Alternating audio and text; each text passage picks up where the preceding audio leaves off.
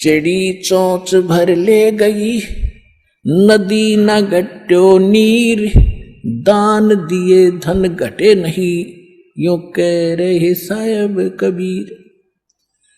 परमात्मा अपना साइन कर रहे हैं इस वाणी को बोल करके, कह रहे साहब कबीर के दान करने से धन नहीं घटेगा, ये नियम है परमेश्वर का। और दान सुपात्र को करे। गुरु बिन माला फेरते, गुरु बिन देते दान, गुरु बिन दोनों निष्फल हैं, चाहे पूछो वेद पुराण। देते को हर देत है, जहां तहां से आण, अण देवा मांगत फिरो, फिर साहिब सुने ना कान। अब परमात्मा ने एक भूमिका करके दिखाई हमारे को कि साईं इतना दीजियो जिसमें कुटुंब समावे, एक धानक, एक जुलाहा, सुबह से लेकर शाम तक एक बारीक बारीक तार इकट्ठे करके धागे और कपड़ा बुनता है। एक दिन में मुश्किल से भी 5 फुट 10 फुट बना पाता है, 5 फुट 4 फुट, और बहुत लंबा सैकड़ों फुट का तार वो थान बनाना पड़ता है। ताना बनाते थे, वो हफ्ते में पूरा होता।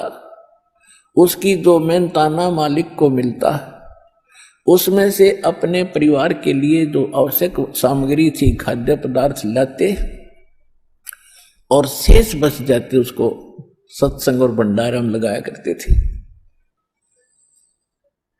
इस प्रकार परमात्मा हमें उदाहरण देते हैं कि इस लोक में आप भगवान की भक्ति अवश्य करो, पूर्ण संत से प्राप्त करके, फिर परमात्मा एक्शन में आवेगा। और वैसे आप ये फार्मूले अपनाओगे तो सफल नहीं हो पाओगे, क्योंकि फिर आपके साथ काल रहेगा, ये मन है, और केवल वर्क डन मिलेगा आपको। यहां वर्क से भी अलग मिलेगा आपको, किस्मत से भी न्यारा देगा परमात्मा, क्योंकि हम परमात्मा से कुछ और मांग ही नहीं रहे, इतना ही मांगते कि हमारी भक्ति बनी रहे और हमें कोई आवश्यक वस्तु का अभाव ना हो, बस इतना सा। अब जैसे ये सोचते हैं अपने बच्चों के लिए ये बना दूं वो बना दूं। एक लाला जी था सेठ धनी, उसने अपने मुनीमों से एक दिन अपनी टोटल संपत्ति का, सारी संपत्ति का टोटल करवाया कि कितनी संपत्ति होगी। उन्होंने बताया जी इतनी होगी, मेरी कितनी पीढ़ी इससे निर्वाह कर सकती है। उन्होंने बताया कि जी आपकी 5 पीढ़ी तो बैठा खा सकती है, इतनी संपत्ति आपके पास, धन है। अरे भले आदमियों, फिर छठी क्या खाएगी? वो छठी क्या खाएगी? और कुछ विधि बताओ। तो उन्होंने कहा जी साधु संत बताते हैं, उनके सत्संग सुनने चाहिए। तो सत्संग में बताया गया कि भाई दान करे, जब धन चाहे तो दान करे, और दान से धन घना मिलता है। और दान में जैसे साधु संत भक्तों को जो दान कराया जा, वो ज्यादा लाभ देता है। जैसे यहाँ तो सारे साधु संत आते हैं, भगत, असली भगत तो यहाँ आते। फिर भी जो भी जैसा मालिक के नाम पर कहीं के जंगलों में झोपड़ियों में बैठे थे साधु भगत, तो पिछले संस्कारी होते, पिछले पुण्य उनको प्रेरित करते हैं, तो वो कहीं ना कहीं बैठ कर राम राम करते ही रहते हैं। लेकिन भविष्य का चार्जर उनके पास है नहीं, पिछले पुण्य उनके पास है, जिस कारण से प्रेरित होकर के इतना बड़ा फैसला लिया, जंगल में बैठे या कहीं भी कोई साधना कर रहे हैं। तो उनके पिछले पुण्य ही वहां फल रहे होते हैं। एक आधे को आशीर्वाद दे दे, उन्हें लाभ हो जाए, उसको रोटी मिल जाए, ऐसा चल रहा था इनका काम। तो एक साधु था और पति पत्नी थे, दोनों वहां रहते थे। उनको मालूम था यहाँ भगत हैं। तो उस लाला जी ने क्या किया, सेठ ने सभी मुंशियों को कहा कि नौकरों को साथ लो और आसपास जितने भी साधु संत हैं सबको आटा दे आओ, किसी को जो मांगे खांड दावल चाल सब ले जाओ और दे के आओ। अब देते हुए आ रहे थे, उस भगत के यहाँ आए। उन्होंने कहा कि ले भगत जी, हमारे लाला जी ने आपके लिए एक सीधा भेजा है, यानी आटा चावल खांड नमक आदि दाल आप ले लो। उसने अपनी पत्नी से कहा कि देखना कितना सामान अपने पास है। उसने कहा जी शाम का है, दिन में गई थी, शाम का हमारे पास है। शाम का है? कहा जी। उन्होंने कह दिया भी हम नहीं लेते, हमारे पास शाम का सामान है। तो वो कहने लगे भगत फिर कल भी खा लियो। बोला कल की कल देखी जाएगी, अब नहीं ले हम। बोले कमाल की बात है। उन्होंने नहीं लिया तो वापस लेकर आ गए। वो सेठ ने पूछा तुम दे के क्यों नहीं आए? वो एक और वहां भी था, उसने गिन रखे थे, सारे गिनवा रखे थे। उन्होंने कहा जी उन्होंने ये नहीं लिया। क्यों नहीं लिया? उसने ये कहा कि शाम का तो है, सुबह का भगवान और देगा, आप देगा, हम टेंशन नहीं लिया करते। अब उस लाला जी का सिकरो घूमया फिर दिमाग का, अरे तेरा गजब हुई हो, मैं तो छठी पीढ़ी का ठेका ले रहा हूं, सुबह की भी परमात्मा पर छोड़ दी। वहां से चलकर वहां आया, उसने पूछा कि भाई आप ऐसा निर्णय क्यों ले रहे हो, भूखे मरोगे? भूखे, वो कहने लगे भूखे मरा करें वो जो भगवान पर विश्वास नहीं करते, और हमें भगवान आगे से आगे देता उसने, क्योंकि ज्ञान सुन रखा था। लाला जी को बैठा लिया, कहते मां के पेट में जब आप थे किसने चिंता थी तेरी? हाँ यह तो बात सही है। जब आप मां के गर्भ से बाहर आए, आपका दांत नहीं थे, आप रोटी चावल आटा नहीं खा सकते थे, और उससे पहले आपकी मां के स्तन में दूध भी नहीं था, हक नहीं था।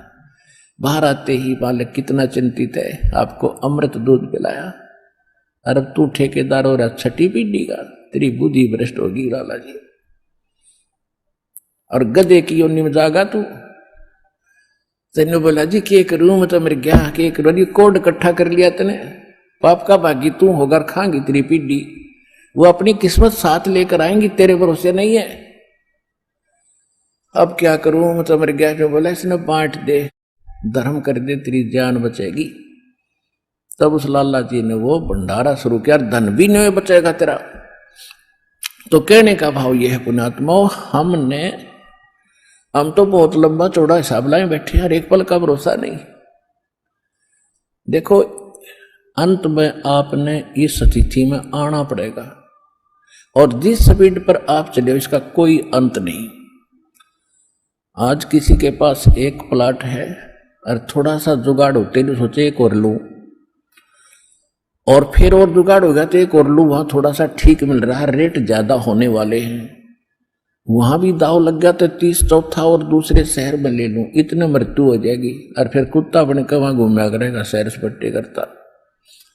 यह बात आपने याद रखनी पड़ेगी, 101% सत्य है। अब जो आपको दास ने परमात्मा की वाणी सुनाई थी कि सुरपति दुखिया भूपति दुखिया, अरे रंग दुखी बपरीति हो।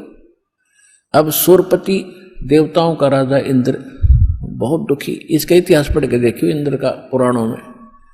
कहते हैं एक बार एक ऋषि ने इसको श्राप दे दिया इंद्र को, उसका स्वर्ग उजड़ गया, और इंद्र मांगता फिर जंगल में धक्के खा रहा। और फिर कभी देखते हो राक्षसों ने चढ़ाई कर दी, देवताओं का राक्षसों का लठबाज रहा है झगड़ा हो रहा है, और मृत्यु के बाद फिर इंद्र गधा बनता, गधा। तो यहां कहते हैं सुरपति दुखिया भूपति, सारी पृथ्वी का राजा भी दुखी, और रंग दुखी बप्रीति हो, निर्धन तो स्वाभाविक दुखी, उस पर सारी आपदाएं आती ही हैं जब तक वो भगवान की शरण में नहीं आता। जब वो परमात्मा की पावर से जुड़ जाता फिर रंग हो और चाहे राजा हो, परमात्मा तो उनको सब अपने हिसाब से डील करेगा। फिर परमात्मा कहते हैं कहे कबीर और सब दुखिया, एक संत सुखी मन जीती हो। अब आपने मन जीतना पड़ेगा, आपने मन जीती बनना पड़ेगा। कैसे? जैसे एक रंका और बंका नाम के दो पति पत्नी भगत थे,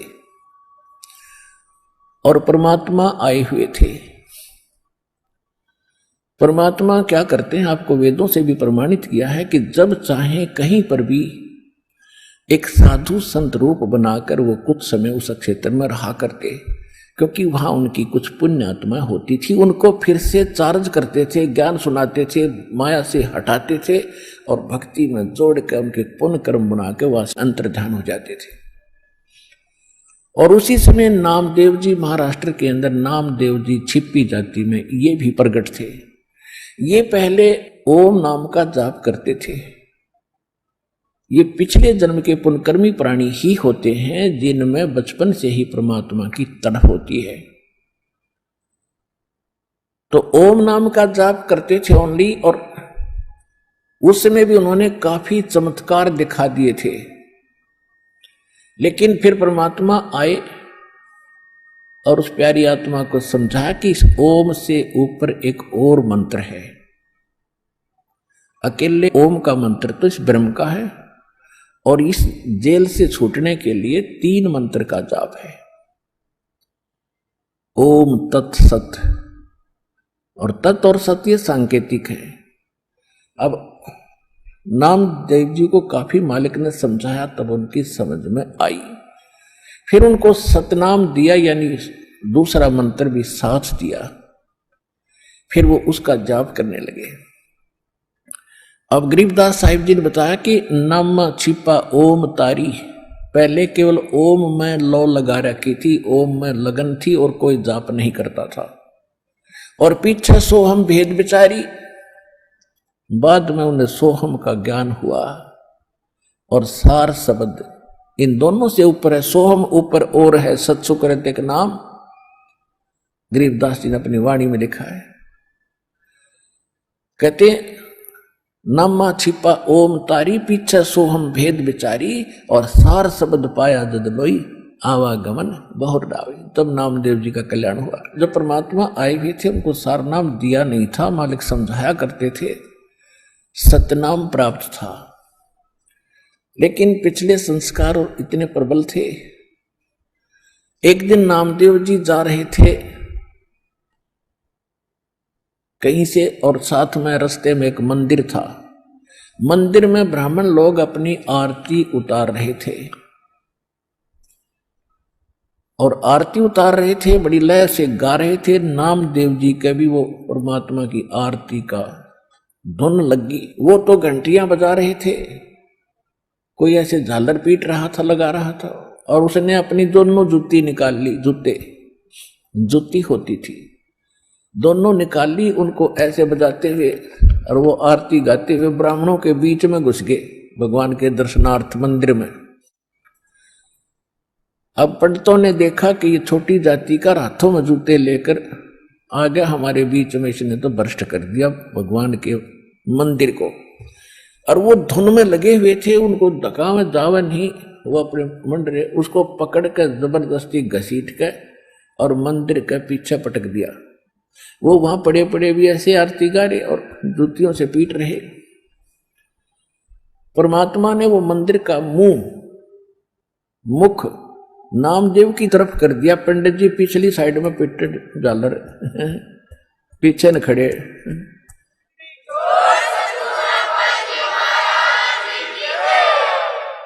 अब नामदेव जी चले गए रंका और बंका, और एक उनकी लड़की थी वंका। नामदेव जी रंका और वंका के घर अधिक जाते थे, क्योंकि वो भी परमात्मा के शिष्य थे। जब परमेश्वर साधु रूप में वहां आ रहे थे, गुरु रूप में रहा करते थे। अस्थायी सटे उनका कुछ समय का था वहां पर।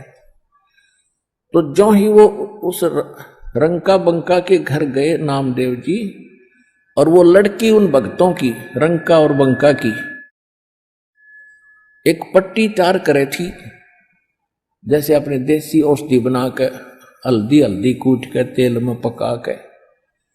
नामदेव ने पूछा, बहन क्या कर रहे हो ये? वो कहने लगी, भाई तेरे खोदे हुए खड्डे आंट रही हूं।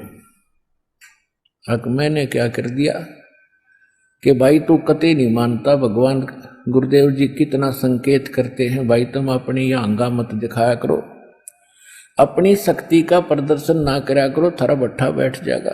पर भाई तुम बाज नहीं आता। और भक्तों की इज्जत रखने के लिए भगवान को दुख ठाना पड़ता है। तेरे को क्या जरूरत थी वहां उस मंदिर में घुसने की। और जब तेरे को बाहर पटक दिया ना भगवान की इज्जत का, तेरी इज्जत नहीं भगवान की इज्जत थी वहां पर। भगवान का नाम लेनिया नहीं रहे वो कोई, सबको पता था कि उसका भगत है, उस गुरु का। परमात्मा नाम बदल कर वहां रह रहे थे। और क्या बनती बेरा तुझे, तेरे को जरा सी लगती है तू आंख नहीं खोलता। और परमात्मा ने तेरा मंदिर फेरा ना, उनके हाथों के चोट लागी, हाथ लाल हो गए, उनके जख्म हो गए भाई। गुरु बता रहे थे मेरे तीन बेटी, वो मानता कोई ना, बहुत बार समझा लिया, आज उसने ऐसे ऐसे कर दिया। और मैं वहां गया था, उसका मंदिर फेर के आया हूं भक्ति की इज्जत रखने के लिए।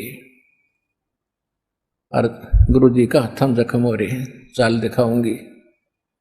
अब वो लेकर गए, पट्टी बांधी, नामदेव पढ़कर तरुणों में रोने लग गया, महाराज मेरे से गलती होगी। बेटा भक्ति भाव में गुरु जी के आदेशानुसार चलना चाहिए आपने।